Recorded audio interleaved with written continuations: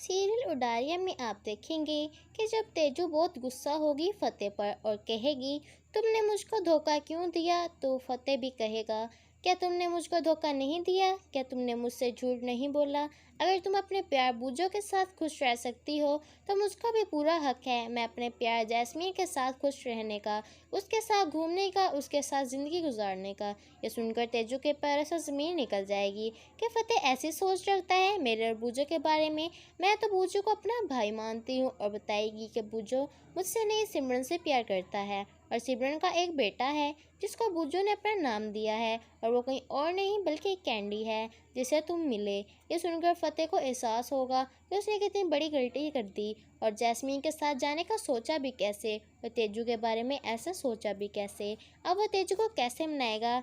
आज का एपिसोड बहुत दिलचस्प होने वाला है। आपको क्या लगता है, आप अपनी राय कमेंट बॉक्स में ज़रूर बताइएगा।